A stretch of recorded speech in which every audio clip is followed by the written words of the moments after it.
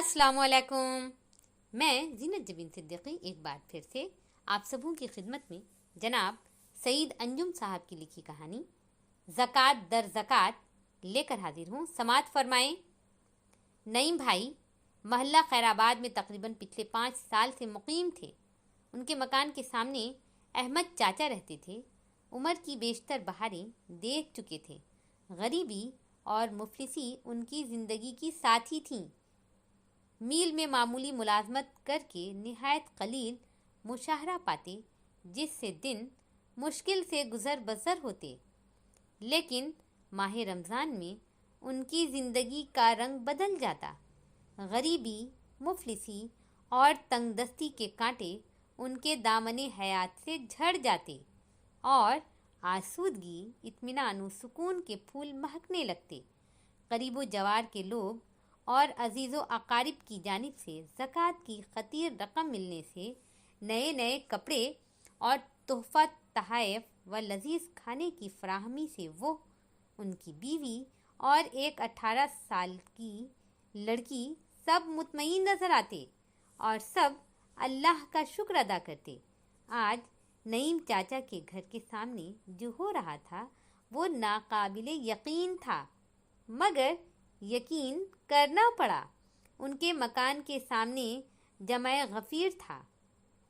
کچھ دیر میں جب لوگوں کا ہجوم ختم ہوا اور نعیم بھائی احمد چاچا کے پاس جا کر اس کی وجہ دریافت کرنے لگے تو وہ بولے، نعیم بھائی، آپ مجھے جانتے ہیں اور میں آپ کو سمجھتا ہوں، لیکن وہ جو سب کا خالق و مالک ہے اسے کوئی نہیں جانتا۔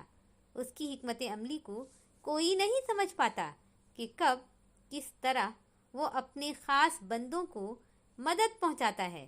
آج 20 رمضان المبارک ہے، لیکن مجھے ایسا لگ رہا ہے جیسے اللہ نے میری قسمت میں عید سے قبل ہی عید کی خوشیاں بھر دی ہے۔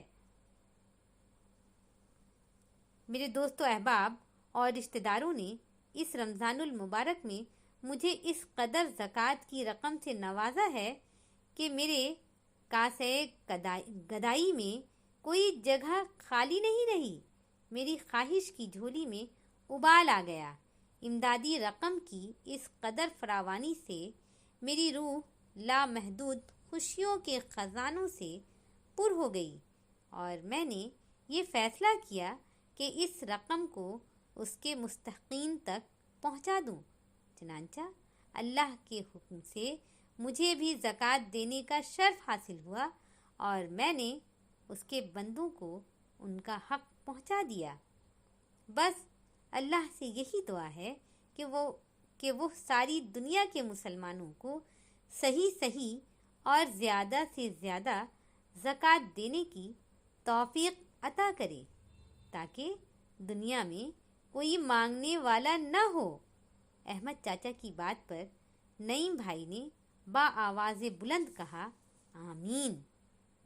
مجھے امید ہے کہ آپ لوگوں کو یہ کہانی ضرور پسند آئی ہوگی۔